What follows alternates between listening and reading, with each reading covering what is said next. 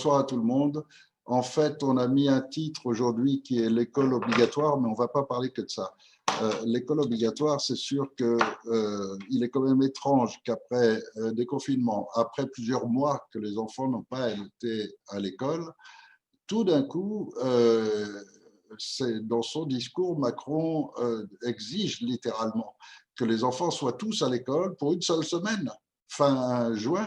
Qu'est-ce qu'un enfant va apprendre en une semaine alors que ça fait 4 mois qu'il n'y va pas? C'est très suspicieux. Et donc, il y a énormément de gens qui se posent des questions, et à mon avis, à juste titre.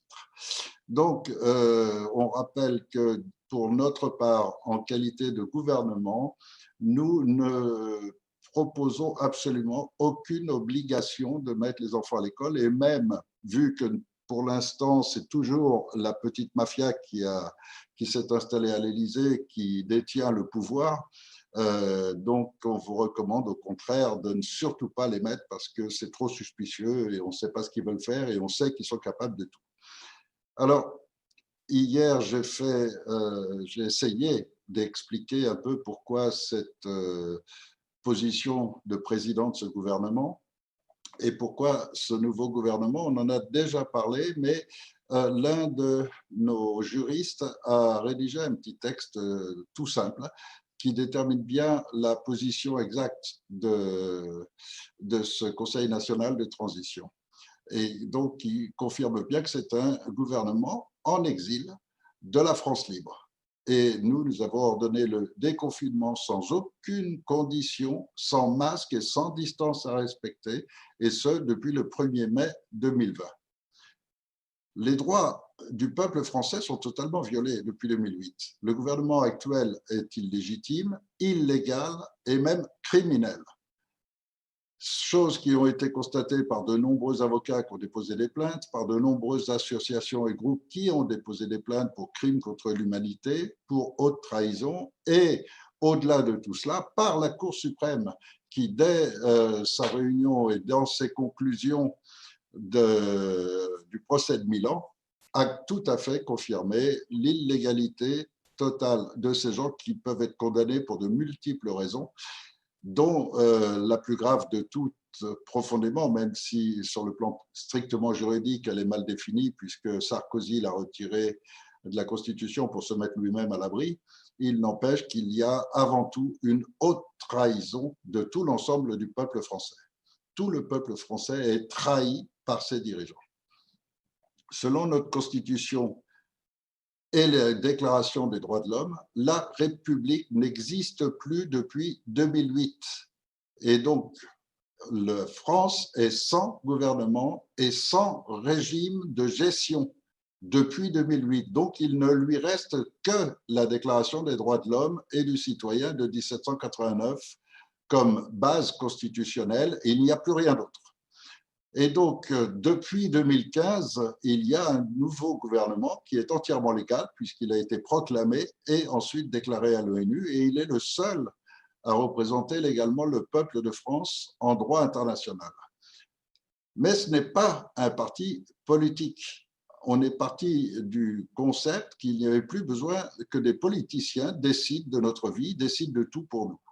C'est donc un gouvernement de transition qui remplace les politiciens et les hauts fonctionnaires par des ensembles de commissions de citoyens, dont là aussi, il y a quelques jours, on a un petit peu déterminé l'utilité des commissions telles qu'elles sont conçues, avec ces 3 tiers, experts, citoyens complètement informés et citoyens complètement tirés au hasard.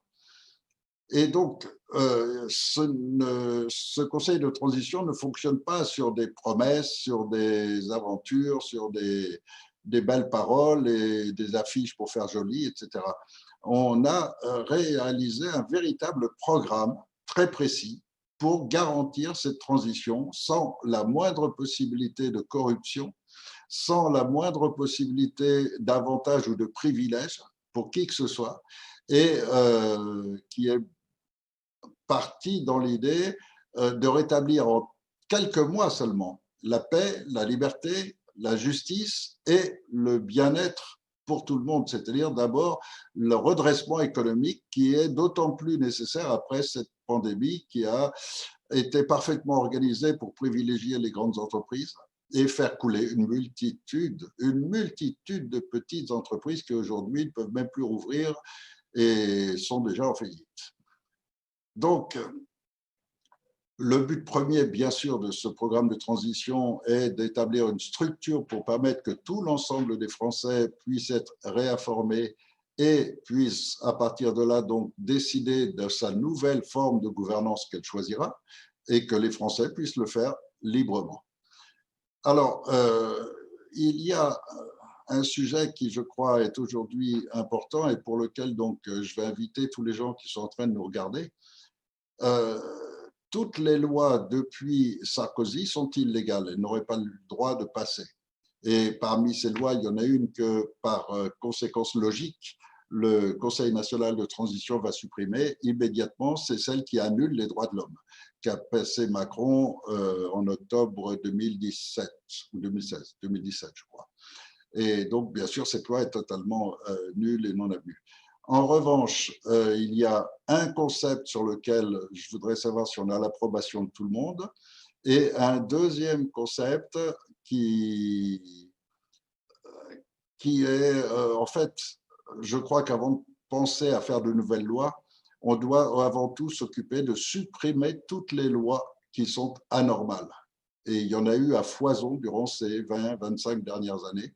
Et je crois que ça, c'est le point de départ. Il faut commencer par enlever toutes ces lois qui sont toutes liberticides, qui donnent des pouvoirs abusifs aux politiciens, qui dirigent maintenant la santé à la place des médecins, qui dirigent l'éducation nationale à la place des professionnels, qui prétend complètement manipuler la police et la gendarmerie pour en faire des mercenaires à leur service et leur faire oublier la loi et les règles de vie de la France. Et donc, toutes ces lois qui leur ont permis de faire tout cela, je crois qu'il faut les revoir. Alors, j'invite les gens qui sont en train de nous regarder, s'il y a toutes ces lois, par exemple, pour l'ASE qui leur permettent de vous retirer vos enfants, toutes ces lois qui maintenant protègent les pédocriminels, etc. Quelles sont les lois que, d'après vous, il faut supprimer de toute urgence et dès l'intronisation de ce CNT quand il sera en place? Donc, je vous laisse écrire dans le chat sur YouTube, et puis pour les membres qui sont directement sur la salle Zoom, dans le chat aussi, et puis on répondra à ces différentes questions pour juger un petit peu de l'opinion, la pensée des gens et qu'est-ce que vous vivez mal et qui fait que vous êtes retenu à cause des lois de vivre votre vie normale.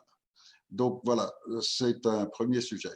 Le deuxième sujet, c'est que je suis en train de réécrire le livret programme pour lui donner une présentation internationale plus profonde et pour surtout le mettre à disposition de toute la population française. Pour l'instant, on n'a pas les moyens de l'éditer, mais on pourra en faire quelques-uns quand même. Et en attendant, on le fera figurer en PDF sur le site web. Mais aussi, on fait un appel à tous ceux qui ont quelques moyens. Faites-nous des donations ou autres. Tout ça, c'est pour financer le plus possible de ces livrets programmes qui exposent la totalité du concept du Conseil national de transition, de la Cour suprême, la mise en place et le programme. Comme ça, vous savez avec certitude ce que vous allez vivre durant les 2-3 ans qui viennent, avec certitude. Et ce que vous vivrez après, c'est vous qui le déciderez, puisque grâce à cette structure, c'est vous qui déciderez de la gouvernance ensuite. Alors, pour cela, il nous faut émettre ce programme et puis le faire en papier, en faire un petit livret de programme qui soit facile, agréable à lire, pas très long, mais qui expose complètement la totalité pour qu'il n'y ait pas la moindre surprise, pour qu'il s'agisse en rien de promesses, mais de choses qui vont se réaliser et que vous allez réaliser, puisque ce sont des commissions de citoyens qui vont gérer l'ensemble. Alors, pour avoir une compréhension, une connaissance totale, on va imprimer et diffuser ce document et tous nos membres dans toute la France maintenant vont pouvoir commencer à les remettre, à les offrir aux citoyens, etc., pour que tout le monde prenne conscience des réalités ailleurs que par la télévision. Parce que ce n'est pas par là qu'on peut qu'on peut savoir. Et dans ce programme, il y a un point particulier qui n'était pas évoqué dans le premier, mais que durant ces derniers temps, on en a parlé pas mal. Et ça correspond complètement à mon concept, à mon idée. Et je voudrais savoir si vous partagez vous aussi cette idée. C'est qu'à mon avis, quelqu'un à qui on confie une responsabilité morale, on confie certains droits parce que c'est un fonctionnaire de l'État, à quelque poste que ce soit, j'estime pour ma part que lorsqu'on est fonctionnaire pour rendre service au bien commun, donc c'est le rôle même du fonctionnaire, c'est d'être au service du bien commun, alors j'estime que ceux qui profitent de leur position pour profiter de la corruption, pour offrir des privilèges ou saisir des privilèges illégaux, j'estime que tout ce qui est illégal, tout ce qui est délinquant de la part d'un fonctionnaire, quel qu'il soit, la peine prévue devrait systématiquement être multipliée par deux. Actuellement, on est dans un système où c'est le contraire, où la République protège ses membres parce qu'ils sont fidèles, ils appliquent bien leurs ordres, donc en échange, un flic qui commet des bavures, ils sont protégés à l'extrême et outrageusement. Les magistrats qui commettent des vols, etc., comme on a vu à Béziers, plus d'une vingtaine de magistrats qui avaient monté ensemble des magouilles pour établir des tutelles, des curatelles et dépouiller les gens et s'enrichir, tout ça. Et ils ont été simplement mutés. Tous ces gens, systématiquement, aujourd'hui, sont totalement protégés par ce système.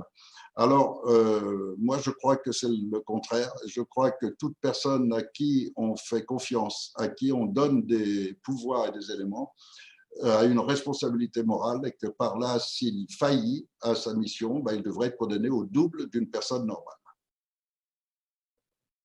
Je voudrais bien votre avis là-dessus. Je voudrais savoir si vous approuvez et que tous les gens qui se dédient au bien commun soient sincères et que s'ils ne le sont pas, eh bien, ça leur coûte très cher. Voilà ce que je pense et qui est valable pour dans tous les domaines. Par exemple, ces professeurs, il y en a pas mal dans l'éducation nationale qui sont pédophiles, qui profitent de leur position pour un peu provoquer des attouchements, des choses comme ça.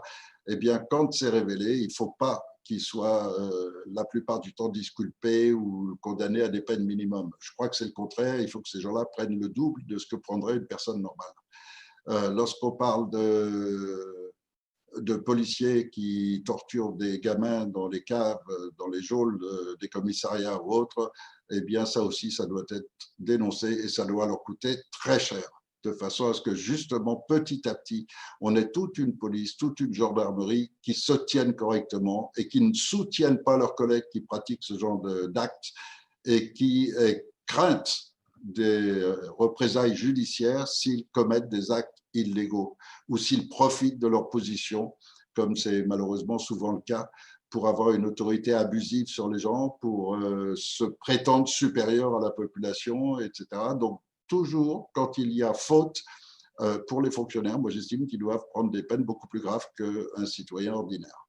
Donc, si vous êtes d'accord avec cette idée-là, marquez-le. Si vous avez des objections, marquez-le. Et puis, dans quelques instants, on va lire un petit peu tout ce que vous avez exprimé, soit pour retirer des lois, soit à propos de ce sujet.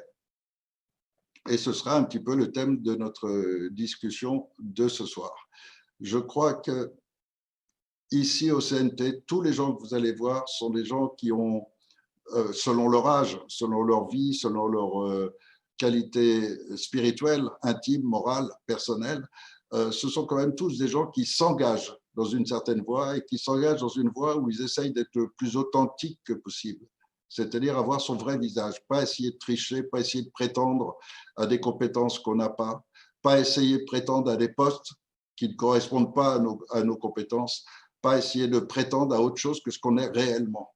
Et être authentique, être toujours vrai, c'est, je crois, le langage que tous les Français rêvent d'entendre. Et de notre part, ils l'entendent. Je crois que c'est uniquement de notre part.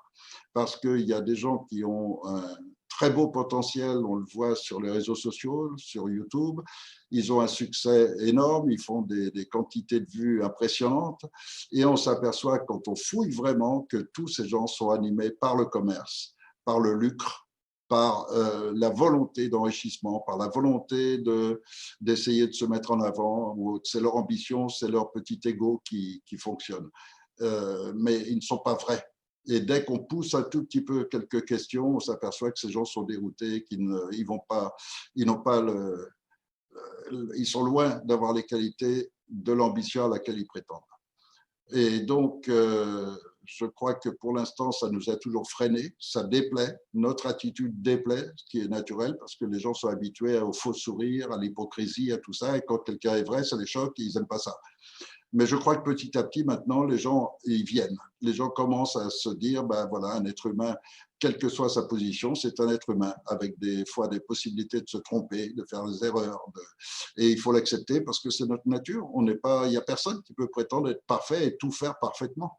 Et donc, avoir l'intégrité, l'honnêteté, la loyauté de dire, oui, je me suis trompé, oui, j'ai dit une bêtise, je crois que c'est une qualité que nous avons et qu'ils ne trouveront pas ailleurs.